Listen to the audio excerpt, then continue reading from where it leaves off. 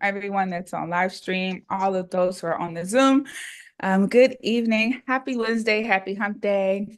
The week is, I guess it's almost over now. So God be the glory. That's all I got.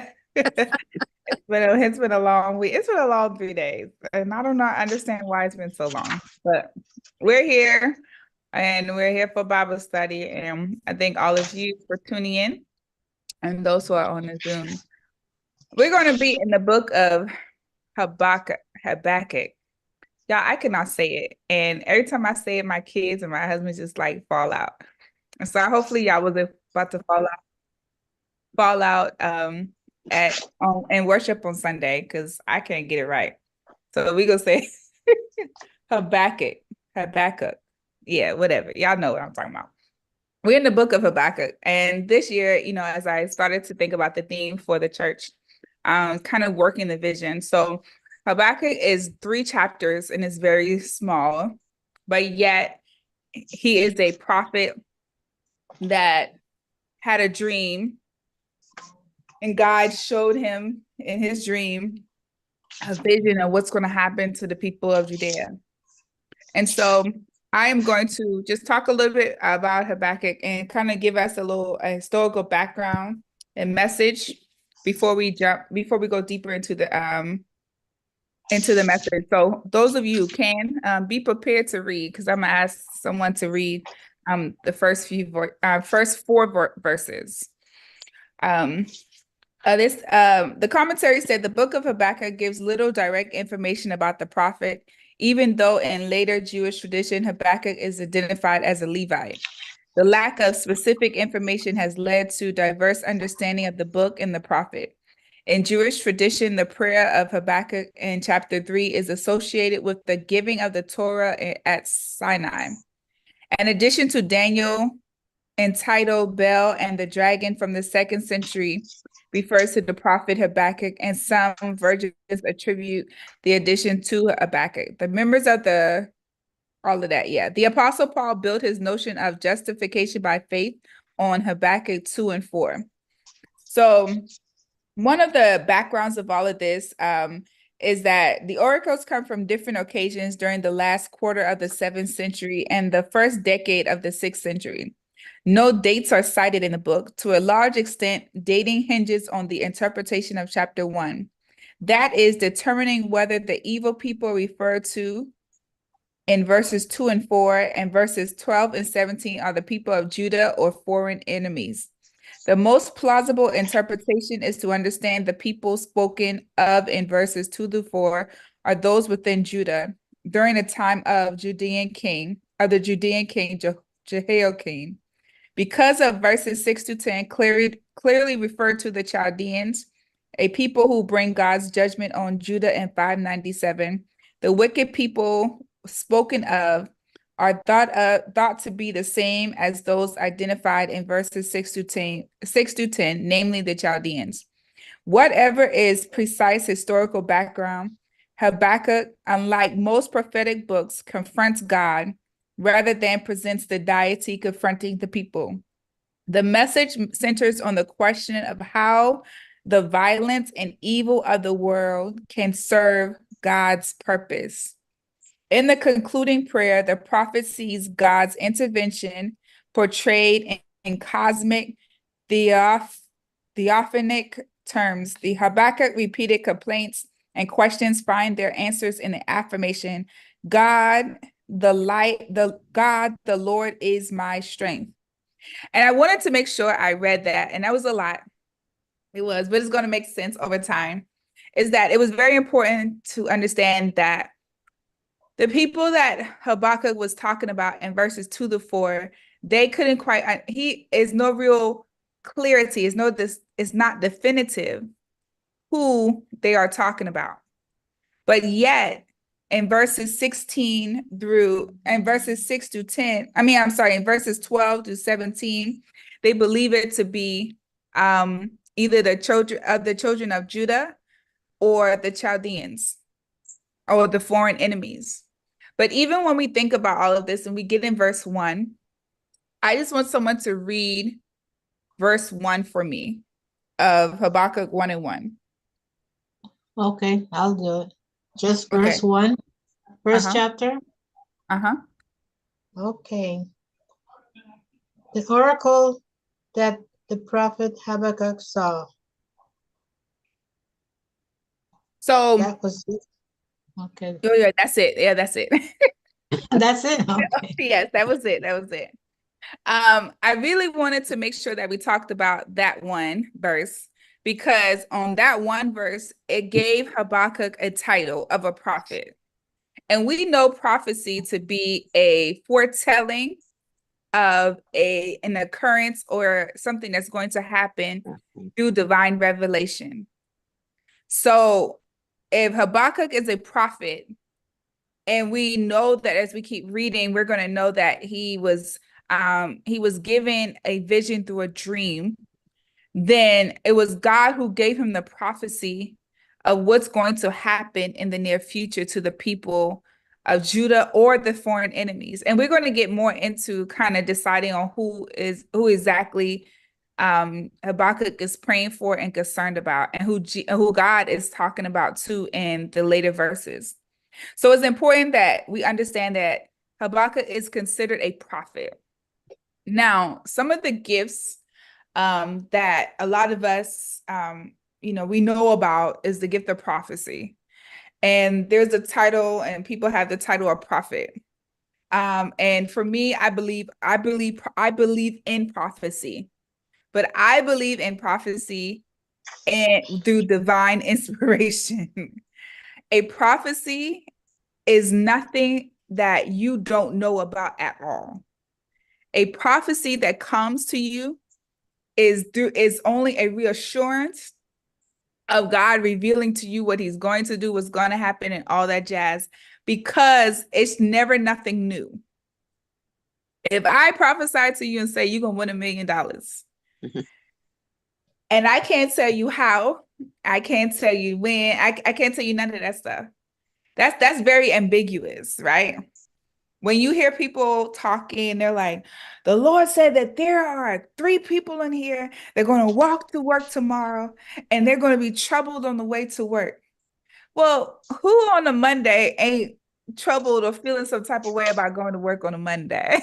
I mean, granted, I thank the Lord every day for a job, but that's not a prophecy. A prophecy is nothing but a reassurance, it's confirmation of what God has already revealed to you. It's never anything that's going to be out of the blue. I'm not going to prophesy to Sister Jan that she gonna have a baby. Sister Jan gonna be like, "Girl, you don't go sit down somewhere." Not at all. Like, ain't nobody thinking about that because it's just so off the wall. So that's why I say I wanted to make sure we read verse 1. But can you please, now I'm missing Nalda, please read verses Yes. 2 through 4. Okay. The prophets complain. O Lord, how long shall I cry for help, and you will not listen? Or cry to you violence, and you will not save? Why do you make me see wrongdoing and look at trouble? Destruction and violence are before me. Strife and contention arise. So the law becomes slack and justice never prevails. The wicked surround the righteous. Therefore, judgment comes forth perverted. So the boldness that we see here, and when I read about the backing and the history of this particular this book, is that Habakkuk did not find himself inferior not to talk to God directly. He went straight to God and asked God, well, what's happening here? What's going on? Like, what's up? When we read verse 2, it says, "Oh Lord, how long shall I cry for help and you will not listen?" It shows that the prophet had a heart for the people. So he's crying out to God and he's asking God, but why is all of this happening? He's questioning and he's trying to understand why. And I remember growing up for so long, I used to hear, oh, you should never question God. You should never question God. And then I could never understand why would people say that. But then eventually over time, as wisdom grew where I was raised, and then too in my own understanding, it's not about questioning God. You can question God, but it's also how you approach the situation of how you are questioning God. If you're coming to God like, why you did this and you shouldn't have done that, it's like now you're talking as though like you are above God. But I think there's nothing wrong with asking God, but God, why did you allow me to lose my job? What's the point? Like, what is it that you want to do? That you're looking for a solution. You're looking for an answer to the problem that you're dealing with. So Habakkuk is now he's not challenging God, he's questioning God. But then in another version, it said he was burdened. And this, in the version that Analda and I are reading, it says he cried for help. And he wanted to know, when will you listen? The King James Version, I remember, what did I have on my, I'm gonna get my other notes.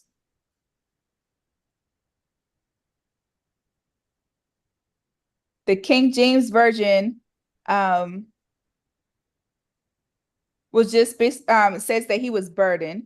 And then the New Revised Standard Version said he cried for help. But when we think about the passion and the emotions that came with the vision, we could only then start to understand like, okay, this had to be something serious. Because now he's crying out, asking God, what is going on? But then in verse 3, then he also in verse 2, it says, or cry to you violence and you will not save. And then I started thinking, I'm like, well, why is Habakkuk telling God that there's violence everywhere? And then telling him he didn't even come to save them. They're not coming to save him or his people. And he's crying out to God. He's saying, God, he's just trying to figure it all out. Because, you know, when you have that call on your life and you understand the importance of what is around you and what's happening, your heart, if you are truly have a heart for the people, when you see people hurting, or if you know something's going to happen, and then at those times you will then start to be like, okay, God, being a prophet is heavy.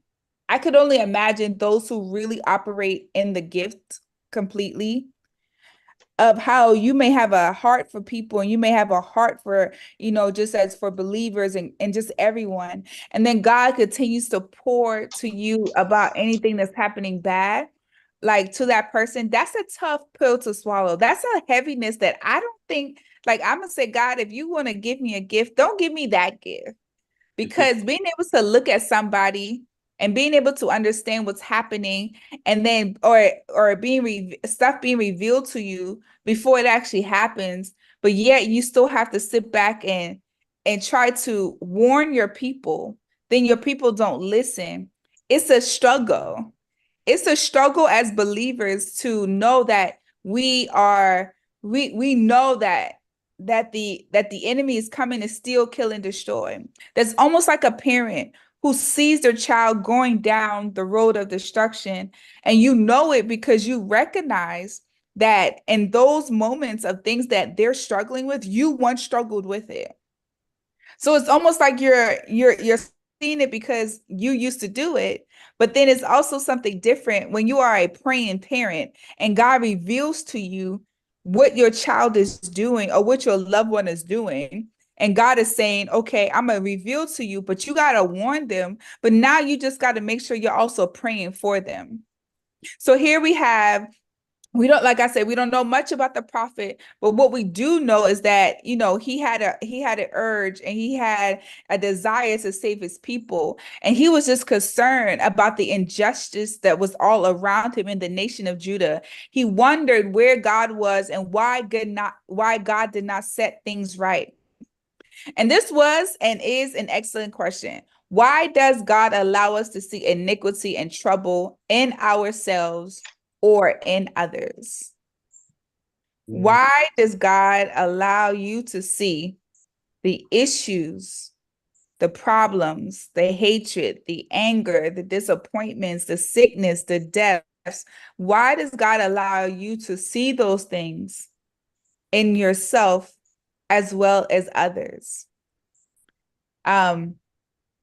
I say that because I feel like for me, the Lord allows me to be as transparent about my own iniquities, about my own issues, because that's a method to keep me humble.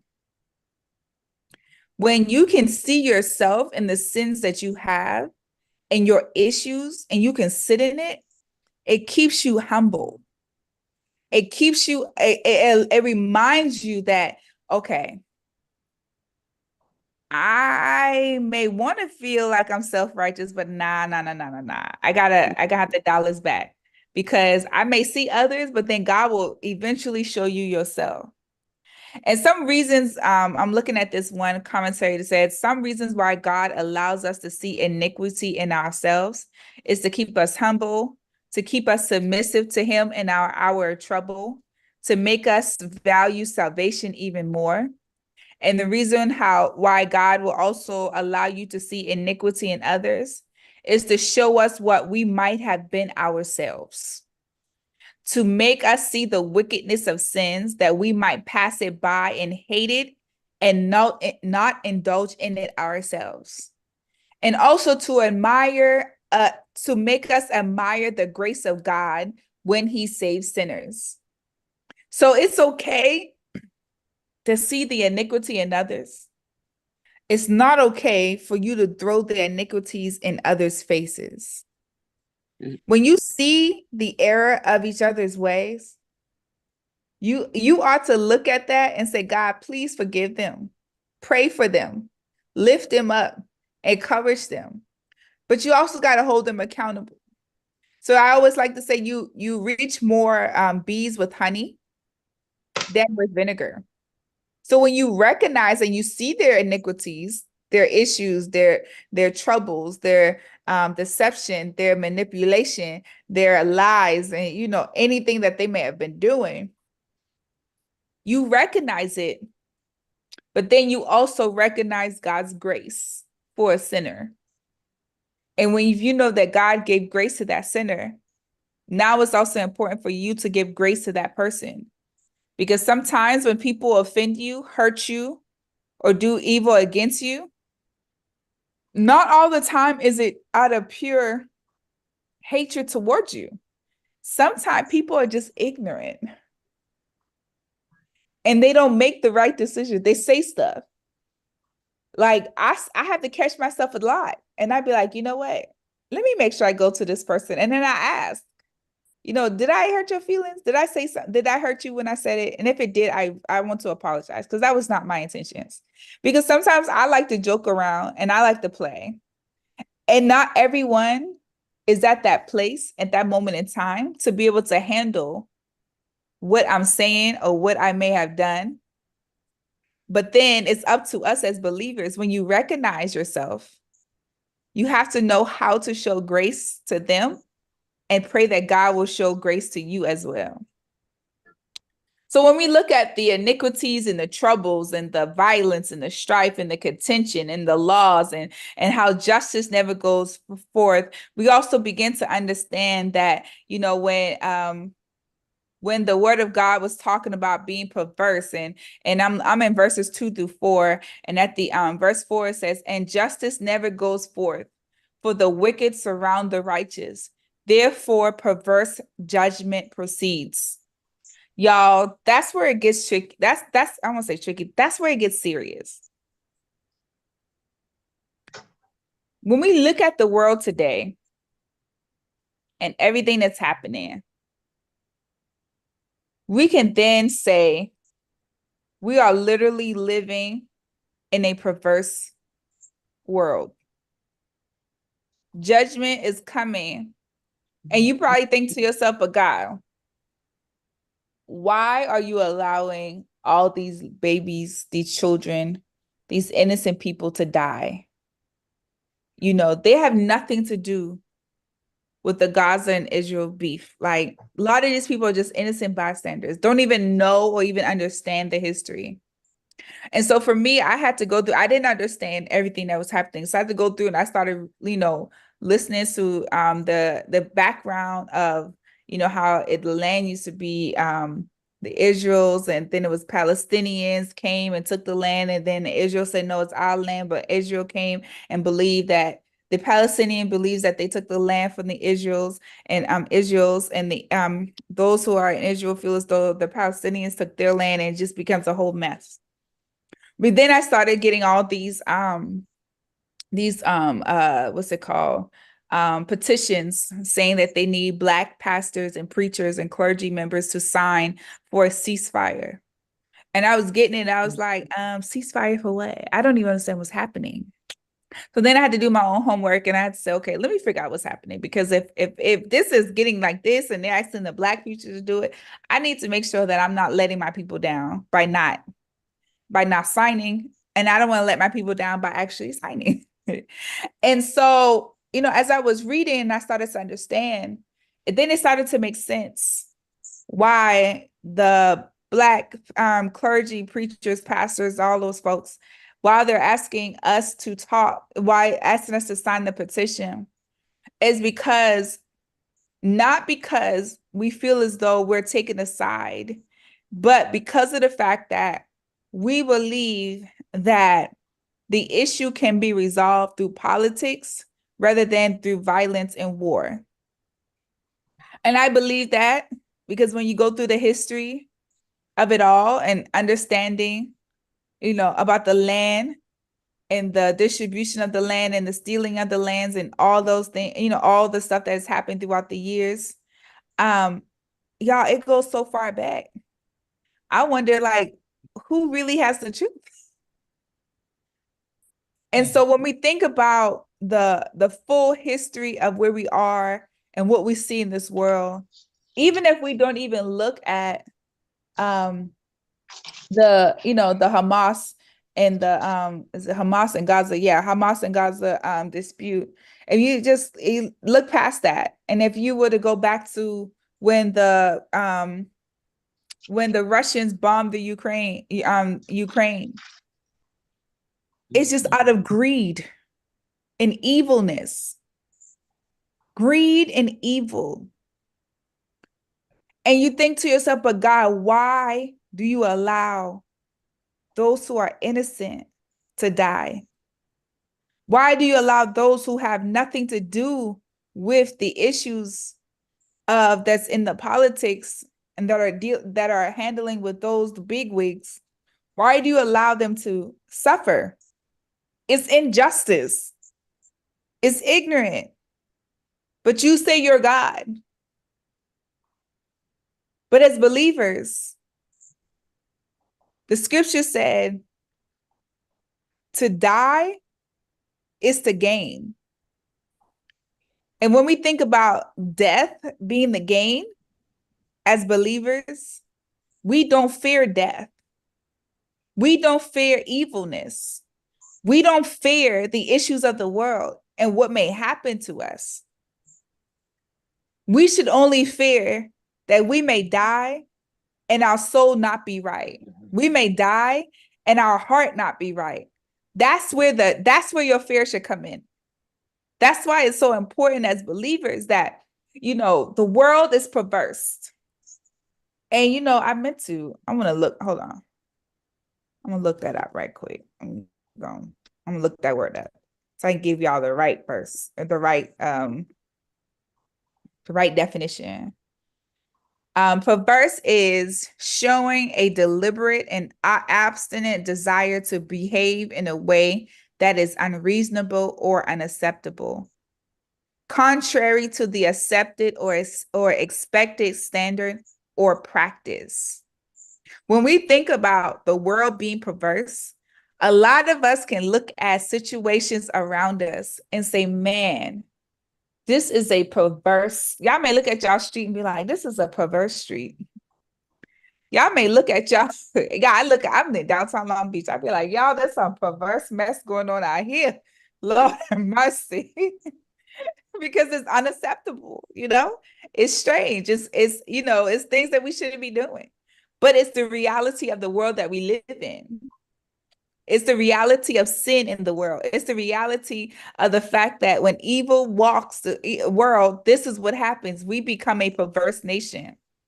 So as Habakkuk is talking and he's questioning God, and I won't say he's challenging, but he's just questioning God, and he's crying out to God, and he's so distressed. Why would God bring judgment in it and not immediately correct it?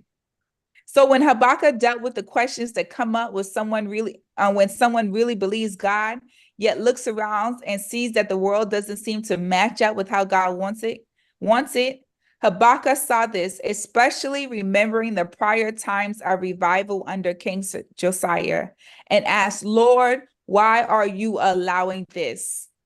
How many of us have looked at us, have been through some things in our lives where we can say that we have said, Lord, why? Why? Why are you allowing this to happen? It happens to us all. Some things, some of us be like, yo, I'm good people. I'm a good person. I do right. I'm nice to people. I try to encourage folks. I try to do this, but God, it just seems like every time I turn around, it's just one thing after the next, one thing after the next. Lord, can you please chill? I'm not gonna lie, I've been there. And I literally said, God, can you just chill out? Chill out. Just chill. Give me a moment to breathe. Like, let me recoup. Let me adjust to this one major issue. And then you can hit me with something else. But why is you piling it on top of each other? Like, we see the memes, and I don't know if y'all have seen it online, where the girls will say, I don't want to sign up for the strongest soldier package in this year. Give me the soft girl, I'm the soft girl this year. I'm the weakling. I just want to be in my corner, rocking chair, just chilling. And Lord, just give me a year off from all the battles. But y'all, that's real. We all have those parts of our lives where we find ourselves struggling with the why. Why, God, why? I raised my kids to do well. I was a good mother. I was a good father. I was upstanding. I made sure I provide as much as I can. But Lord, they just went astray. What did I do wrong, Lord? But it's in verse 5. And if I get somebody to read verse 5 and 6 for me, I would appreciate it. 5, the Lord answered. Can you hear me? Yes, ma'am. Look at the nations and watch, and be utterly amazed, for I am going to do something in your days that you would not believe, even if you were cold. I am raising up the Babylonians, that ruthless and impetuous people who sweep across the whole earth to seize dwellings, places not their own. They are a feared and dreaded people. They are a law to themselves and promote their own honor. Their horses are swifter than leopards, fiercer than wolves at dusk. Their cavalry gallops headlong. Their horsemen come from afar, then fly like a vulture, swooping to devour. And stop right there, Miss Jan. All right. So when we think about that response, and you read verse 5, and I stayed on verse 5 on Sunday, because this one verse, it can go either way. The Lord replied, look around at the nations, look and be amazed, for I am doing something in your day, something you wouldn't believe, even if someone told you about it. Y'all, when I read that verse the first time, I was thinking, I said, oh, God about to switch this thing around. God about to do something awesome. And, we about to see this. But it's all about the interpretation of the reader as they are reading along to understand what is the Lord really saying. And so when we look at verse 5 and think about, what does it mean to be utterly astounded? What does it mean to be amazed? God told the prophet, don't worry about it. Look at the surrounding nations, and from them will come a nation that will be my instrument of judgment on the sinful Judah. We understand that the idea of something is too good to be true, but that wasn't what God meant here. This was something too bad to be true, a work of judgment so astounding that Habakkuk would have a hard time believing it. It's crazy. It's crazy to me, and me, I'm kind of dramatic. It's the Cancer in me, a little dramatic from time to time. Very emotional, very emotional. I can claim that. And I think about it like if I was Habakkuk at that time, I'm crying to God, but why, God? Why? And I could be very dramatic, and I'm saying, God, why? And and God, He's not a man, He's not a woman, He's just God. And God looks at me and say, look around at the nation, look and be amazed. And I'm looking around like,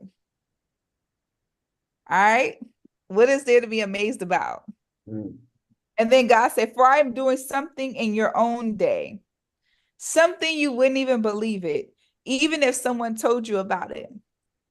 It was like a glimmer of hope, a glimmer of sunshine, only for God to hit me with another doozy. I'm talking as though I'm Habakkuk.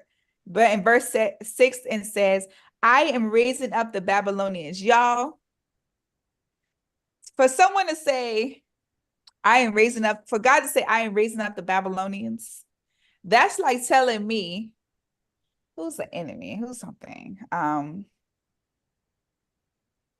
That's like telling me, God, that's like God telling me, I'm about to take all your shoes and I'm about to burn it up.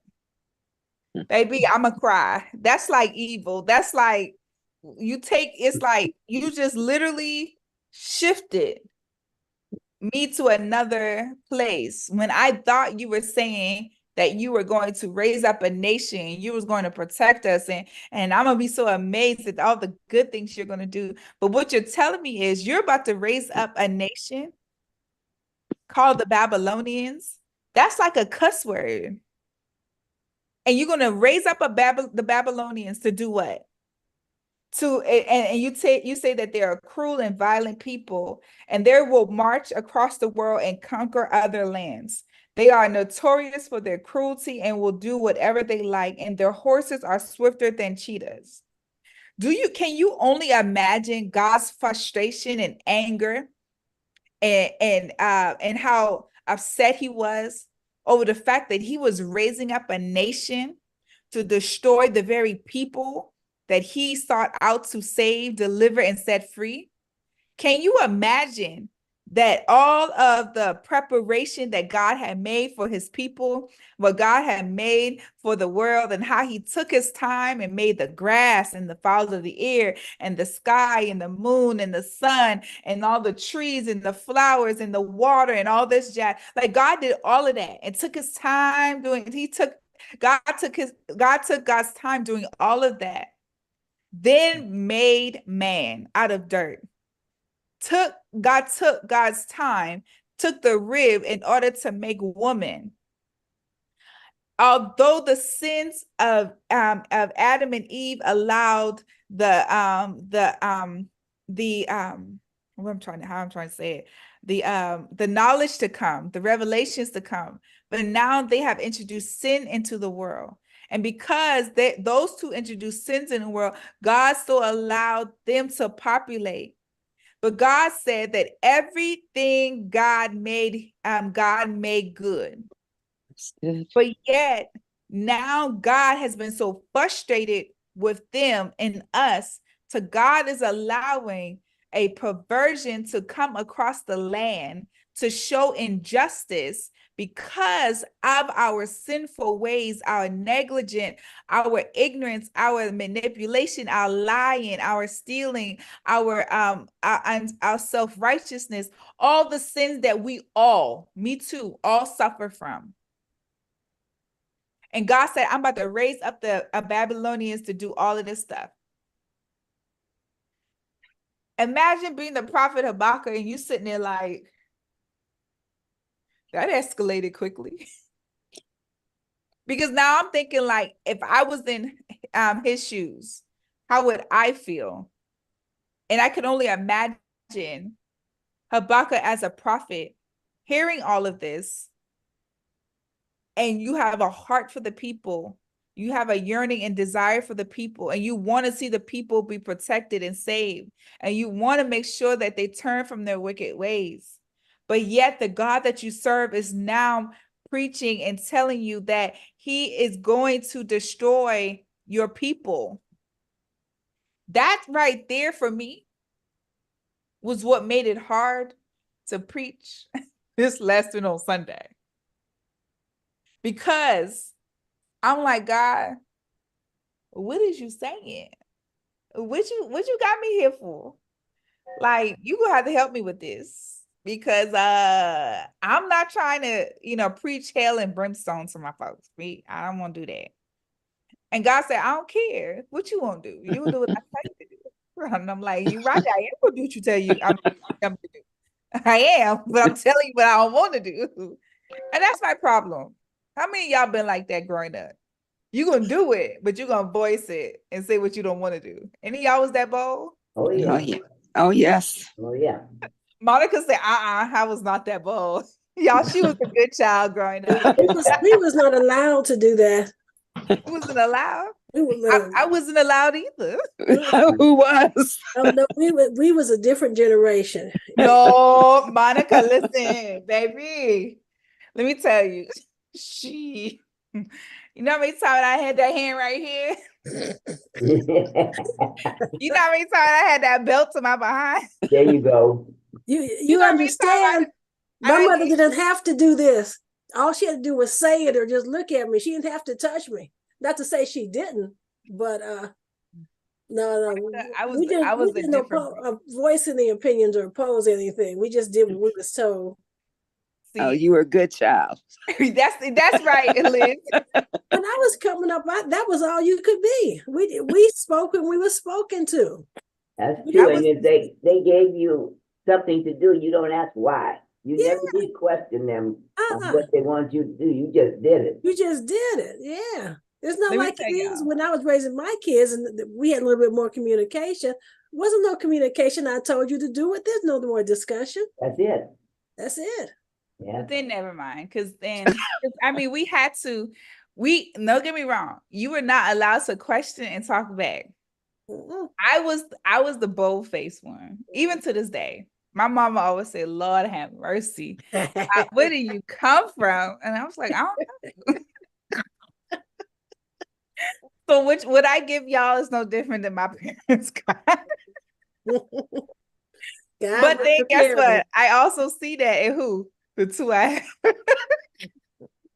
So you get back all the stuff that you get back all the stuff you put out. Yeah. That's true. Yeah. But when we think about all of this, I can only imagine Habakkuk sitting there like, what in the world you about to do? Yeah. Like, God, you do what?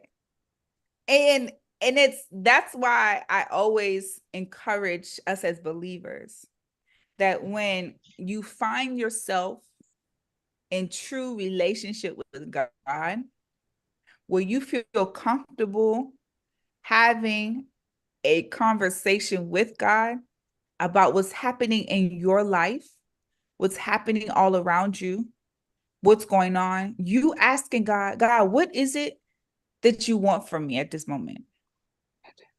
There are times when like everything just can be in chaos. And you just be like, hold up, God, hold up. We're going to have a little powwow because none of this is making sense. And I could only imagine in those moments that Habakkuk just needed God to help him understand what was truly happening all around him. This was his people. These are the people that he loved. Those are the people that he worshiped with. And Habakkuk, as a prophet, chosen by God, still had to ask God why. Habakkuk could not understand. So in verses 8, verses 8 says, their horses are swifter than cheetahs and fiercer than wolves at dusk. Their charioteers charge from far away like eagles. They swoop down to devour their prey. On they come, all bent on violence. Their hordes advance like a desert wind, sweeping captives ahead of them like sand. They scoff at kings and princes and scorn all their fortresses. They simply pile ramps of earth against their walls and capture them. They sweep past like the wind and are gone. This is verse 11. But they are deeply guilty, for their own strength is their God. That let it be known right there that the way that God was going to sweep the world and destroy the people was not those folk, the Babylonians.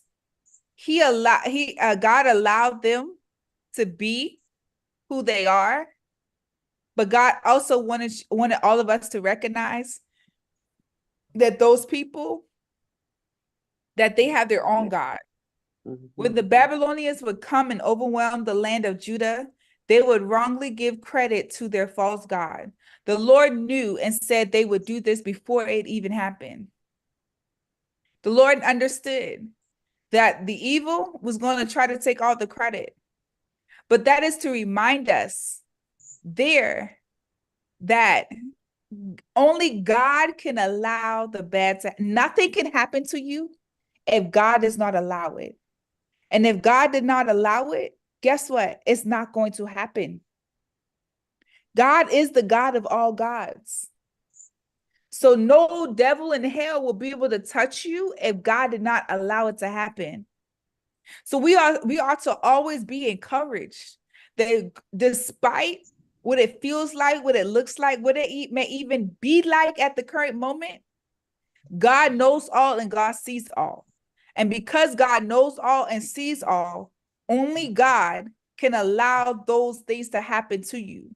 And if God allowed those things to happen to you, God is trying to get your attention to try to see, are you willing and ready, and are you in position to understand that my wrath you cannot survive from? You cannot see good. You will not see good days if my wrath is upon you. My wrath comes because of your sin and your sinful nature. And you may say, well, God, how? I'm a good person. I pay my tithes. I go to church. But yet you allow these things to happen to me. And God look at you and say, guess what? You were born in sin. Sin is all around you. And because sin is all around you, and we all sin and fall short. I don't care how much money you put in the church, how many times you come to church, you come to Bible study, you participate, you do all. Guess what? You're still sinful. Oh, yeah. Yes. We all have it. And there's some sins we don't even want people to know about. We got some stuff in our closet. We're like, Lord, we can't let this here get out. No. Baby, I'm transparent and I'll talk to y'all and I'll give y'all some words. I'll tell y'all some stuff. But there's some things, I'm about to die. I'm dying with that. and when people hear me say that and they know me, they be like, well, it can get worse. Yup, it sure can. Absolutely. So when the Lord giving me all these battles and these trials and tribulations, I just have to tuck my tail and say, that's some things I can't tell y'all about. I get some things I can't talk about. So it comes also to humble us and to remind us of who God is and God's sovereignty and that God reigns in our lives. But it also is important to know, how do you deal with the mess, the struggles, the issues that's in your life? How do you deal with it? How do you deal with all of the worries and all of the situations? How do you deal with it? You can't unless God is first.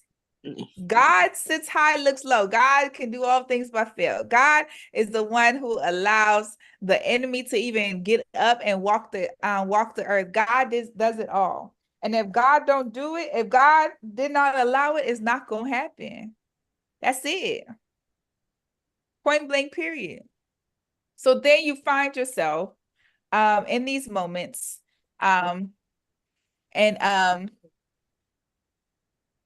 So then now here we are. And I don't know why my kids trying to get my attention and I'm sitting here in Bible study on live stream.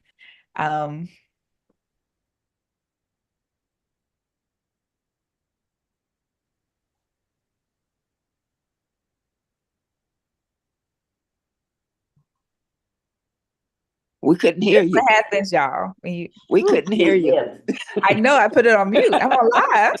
We was reading your lips. That's right, we're reading your lips. They were going fast though.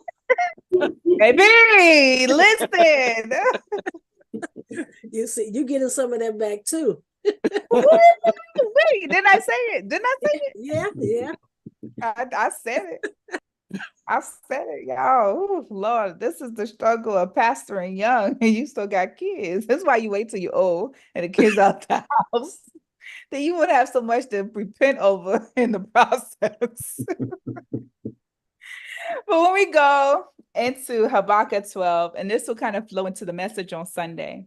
And we're going to end in, we're only going to do this one chapter because it's only 3 chapters in this book. So I want to make sure we get to all of them for the month of February.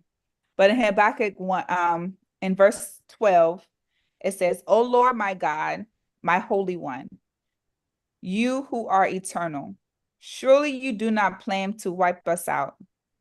O Lord, our rock, you have sent these Babylonians to correct us, to punish us for our many sins."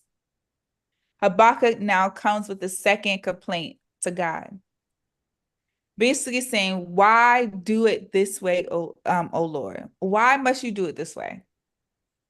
Habakkuk is bold, but baby, I'm on the same level as Habakkuk because I'm asking God the same thing. Why must you do it this way? Why must you swipe us? Why must why must it be so drastic? Why must it be so harsh? And it's in these moments that Habakkuk was first troubled that there was no judgment against Judah. But God answered that, and God answered by telling him judgment was on the way. Then Habakkuk was troubled by the agent of judgment, the Babylonians, who were an even more wicked people than the people of Judah. So it was, and it's funny because now I need to figure out when was the first time that Habakkuk expected judgment to be on Judah? Because why would Habakkuk be concerned about Judah not facing judgment, but now crying out on the judgment that's on Judah? But it also is like right now when we think about, say if one of our kids get in trouble. No, I'm doing another story. I remember one year I went on a Girl Scout trip. I caught myself being loose on the mouth, talking about one of the adults who overheard me. Oof, child. Went back and told my mama. Y'all, my mama picked me up. And my granny had in her front yard, it's this tree. It's like a weeping, we call it the weeping tree. So all of the switches on the tree were like this. You had to go get your own. Hi, girl, yes. Right, that's right. But it's not one of those switches that you can just break off and take. It's one of the ones that you got like a rope. Yeah, it's like it was hard to break. And my mama beat my behind on that porch. And my granny came out and said, not at my house. You don't got to do it like all of that. That's too much. Not at my house. And she came and saved me. So when I hear Habakkuk ask God why the Babylonians and why so drastic, it makes me think of my granny who have saved me from a whole lot of whippings. Because although my granny in her mind knew I deserved the punishment, she did not probably thought it should have been as drastic as it was. And y'all know grandparents, y'all a different breed. Y'all ain't the same when y'all just Monica said, And brother Ed, you the different breed of grandfather? No, I'm You the same? typical. I'm typical grandparent, you know. That kid didn't do nothing that bad, you know. So hold on. So you were nicer as a father or as a grandfather? As a grandfather. See, yep. Y'all a different breed. I know it. Miss Jan, are you a nicer grandmother than you were as a mother? Yeah. Yeah. Yeah, because I had 4 boys, and oh boy. Oh Lord. Yeah. Oh Lord. I had to keep them intact, that's for sure.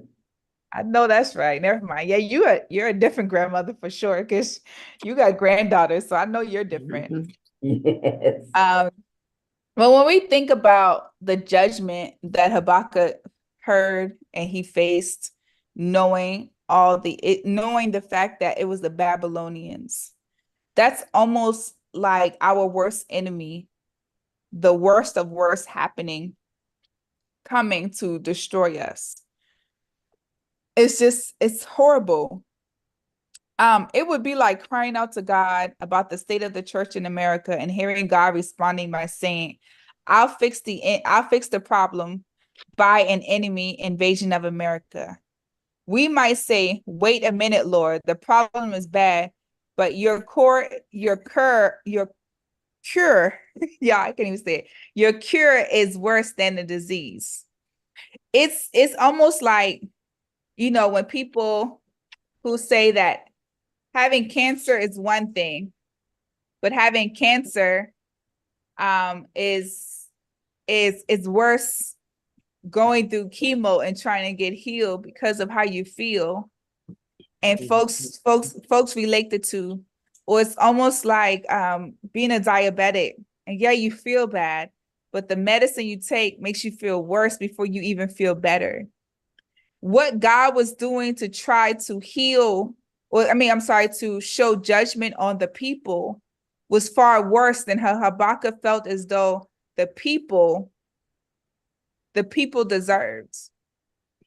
And so when some people face crisis in times like this all the wrong way, they withdraw from the church and from fellowship, and they pull back into a little spiritual corner. Others give up on God altogether. But it's important in these moments when we face this type of stuff that we just stop and think, and we try to think about our basic principles, our basic beliefs, and then we try to apply things that we've learned and we've discovered to the problems that we're facing. And then we say, we're going to commit it all to God. Commit it all to God. Because it's not as easy as soon as something happens, we're going to commit it to God. We got to be honest with ourselves. We're going to try to figure it out ourselves. We're going to try to internalize it. We're going to try to analyze it. We're going to be like, okay, God, all right. You know what? Somebody just hacked in my account, stole all my money.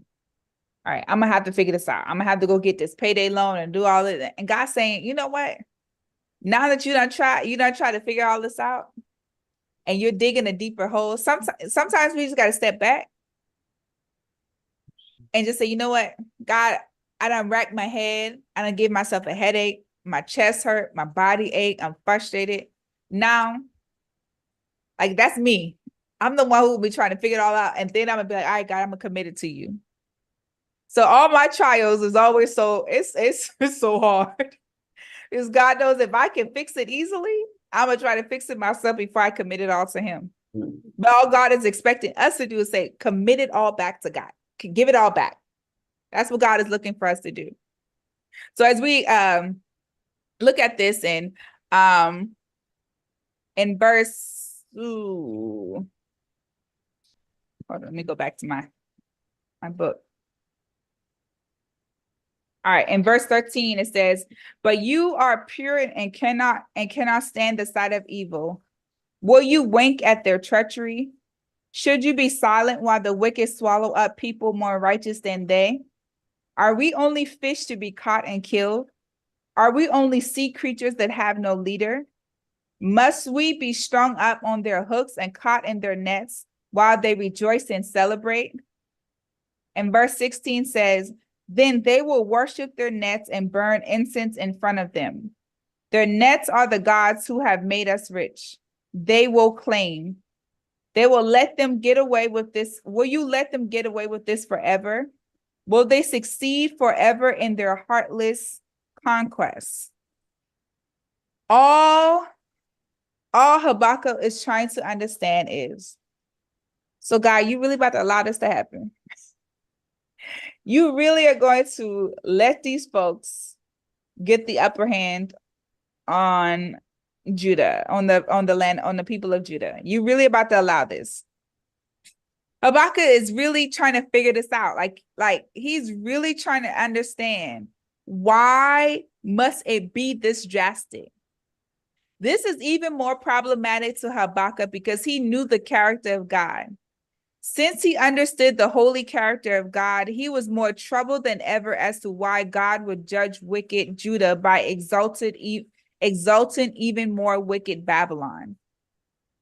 He understood that if God is the sovereign God, God did all this blessing, all this, God fed them, God clothed them, God provided. But yet God is going to allow all of this wickedness to happen. Why would God allow that? Why would God let a nation rise that will have the bragging rights of destroying the people of Judah? And Habakkuk is trying to figure out, well, man, was the sin that bad? Was it that serious? I mean, did it have to be that drastic? And that's how we end it. We end it like this. Habakkuk wondered, how long would God allow the Babylonians to continue their cruel conquest of nations? It was as if God's people were conquered as easily as fish are captured in a net. Why did God want this to happen? Why did God allow this to happen? So I ask y'all, how did this message in Habakkuk, how does this resonate with who you are today and where you are? Or where you have been? Does this message in Habakkuk's questioning God, does any of this resonate with you or anything that you know of in your life or around you? It doesn't even have to be personal. It could be in the world today. Anyone have an input? I see a lot of God preparing and knowing what's gonna. Oh, sorry, I didn't realize I was on mute. Go ahead.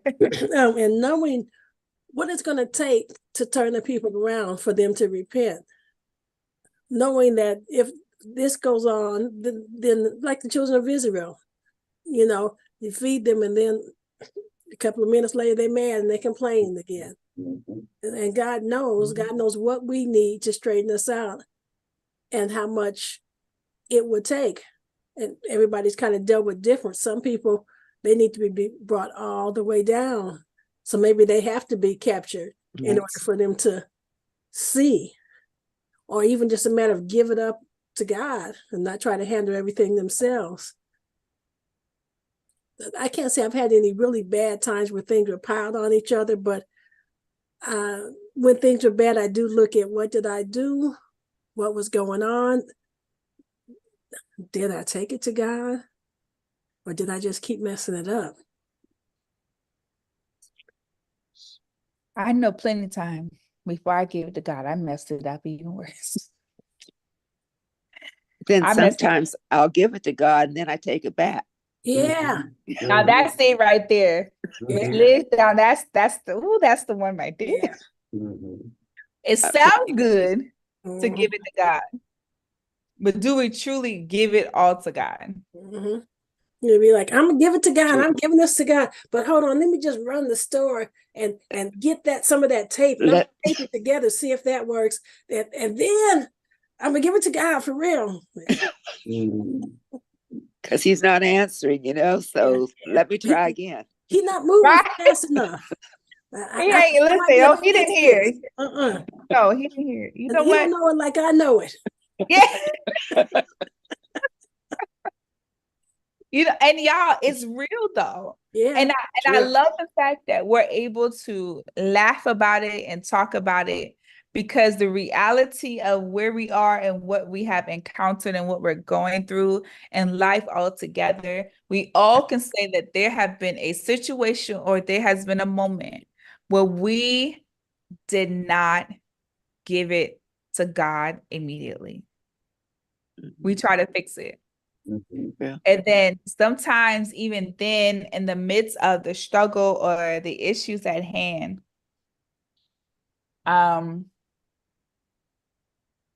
we find ourselves trying to fix it ourselves. We also don't recognize why we're in the position we're in.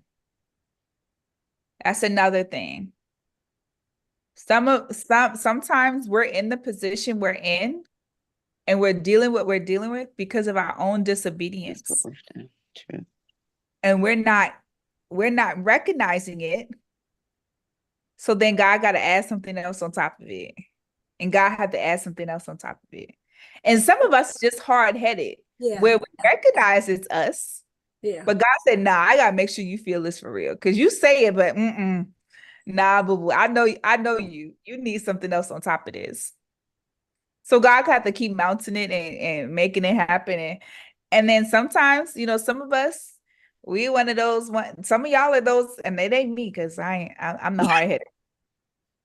Some of y'all can take one licking and be like, you know what, God, I don't want no being, I don't want no problems. Some of y'all was them good kids who you be like, listen, all I needed was one hit, and you won't have to I won't question it. I'm not gonna do it. Nope. You was the kid who said, who smoke weed? Do you not know who my parents is? I'm not about to do it. I'm not even going to try. I'm not even going to try to change clothes. All I know, it could be something in my hair and it could be something in my nails. And my mom would just think about it. And y'all, that's the thing. My mom used to tell me what I'm about to do. And I was so bold enough to go do it.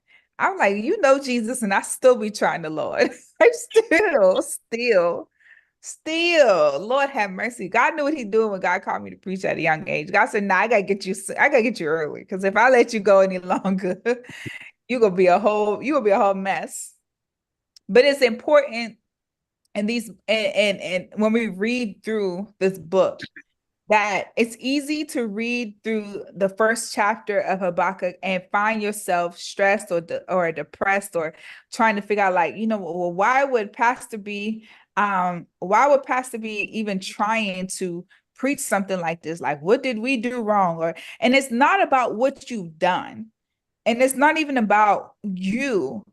It's about understanding the message and understanding the importance of what God is trying to say, and understanding the importance of what's happening all around us. Ooh, sorry. It's important of understanding what's all around us and what's happening, and God's judgment, and how God's judgment can happen so easily, and judgment can happen so quickly. It's important as believers, as we are living our lives, and yes, we may really be knowing and doing and saying, God, you know what, we gonna I promise God, I'm doing what I'm supposed to do. I promise God that I'm going to do right. And God said, but yeah, sometimes God has to just shake some stuff up in our lives for us to recognize who God is at some point in time. Because if things become too smooth and too easy, we don't find ourselves pushing past those comfort zones.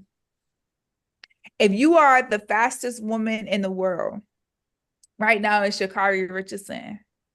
But if she never had anyone else on her tracks and her mindset was not strong, she would be comfortable in running a 10.65 because she knows that no one else can do it. But as long as she knows that there's someone else who's trying to gain the spot, she's going to continue pushing forward and keep trying to win and be the fastest and see how fast she can be. And that's how we are as believers, that our mindset should always be on, I want to get better. I want to get stronger. I want to get wiser. I want my prayer life to get better. Lord, I want to just be a better disciple. I want to be a better believer. But it's important in all that we do that we recognize that God is just trying to get our attention so that we recognize God in every aspect of our lives. Today was a hard day for some of us. Some day would have been a relaxing day for some of us. Some day would have been like, just another day for some of us. But how do we manage and work with what our hands are holding at this period of time? In this life, in 2024, a lot of us are holding a lot in our hands. There's a lot in our hearts, and there's a lot in our minds. And we're trying to figure out what God is saying and doing in our lives. Habakkuk all of this vision and the prophecy was revealed to him in a dream. But it was his relationship with God that allowed him the boldness to address God directly instead of going through some other deity to reach God. Habakkuk reached God by himself, but he realized that he can call on God by himself because of his relationship that he already had with God. You can reach God for yourself, but it all happens through your relationship with God. Working on your prayer life, working on your one-on-one. We have to remember to work on our relationship with God. Your relationship with God is more than just coming to church on Sunday and being at Bible study on Wednesday. Your relationship with God is built through your one-on-one time with the Lord. Finding some time throughout your day to turn on some gospel music, open up your Bible, and just meditate with God. Can you truly just sit where you are and sit in what you're dealing with? God is looking for us to sit in that. And sitting in what we're dealing with and who we are and our struggles and our challenges, it's hard to do from time to time. But how do you get those things answered? It's by you sitting with God, in commune with God, be in fellowship with the Lord. That means you turn off your phone, you turn off the internet, turn off the TV, turn off everything. And you just sit with God and you ask God the questions you need answered to. Because you can come to me all day. And some things I'm be like, I can't touch that. You have to go to the Lord yourself on that one. Because not everything is meant for your pastor to answer. Not everything is meant for your friends to answer. And not everything is meant for your therapist to answer. I believe in therapy. Some of us need to go. I go. Therapy is important. Therapy plus Jesus plus you equals a road to healing.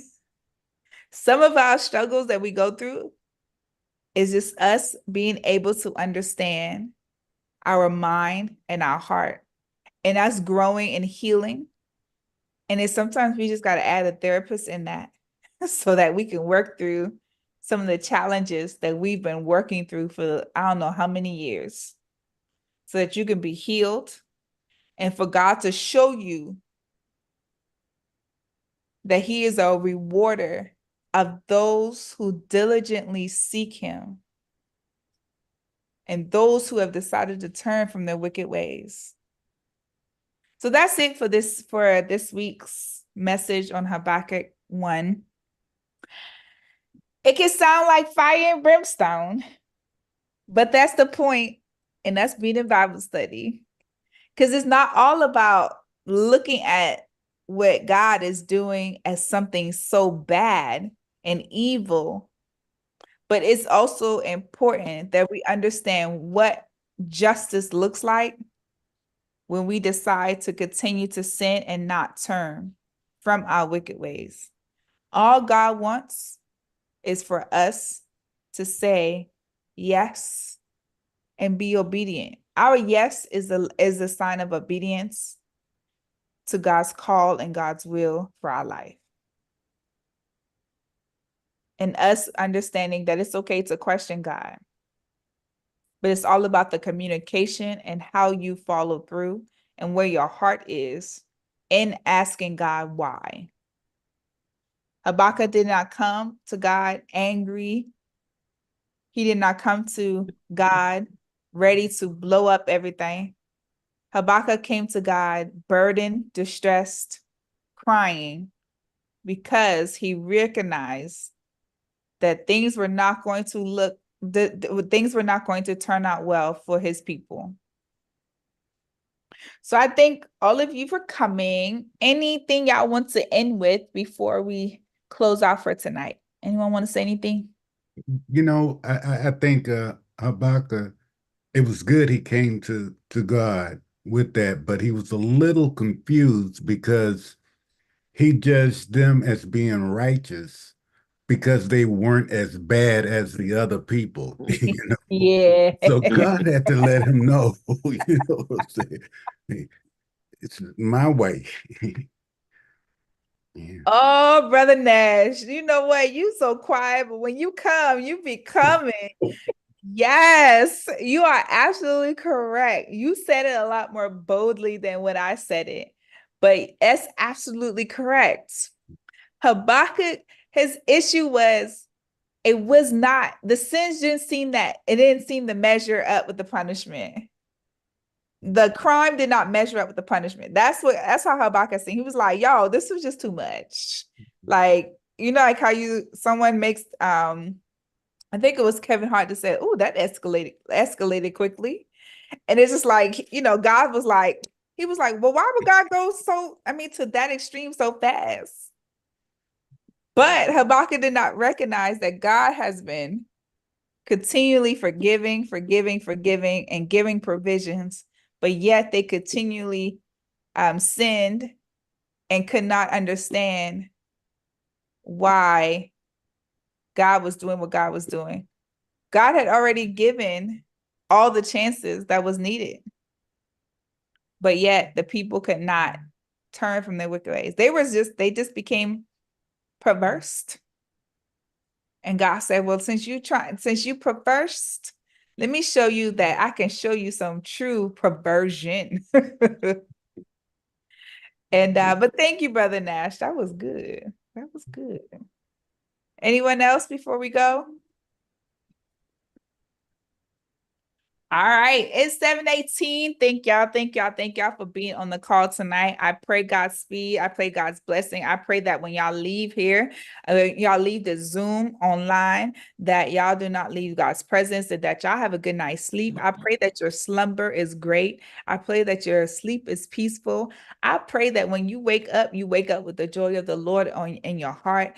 And whatever you are facing in your house tonight, we rebuke it, we come against it, and we pray that there's peace, joy, love, and happiness where you are, and that God will continue to show God's self in your life, so that as you move forward and as you grow in your faith and grow in your walk, that you will see God every step of the way. So thank you all. I love y'all. I appreciate y'all. Prim, y'all the truth. Y'all know y'all rock with y'all. Love y'all. Have a good night, y'all. Same to you, Pastor. Same to you. Good night. Good night. Thank you.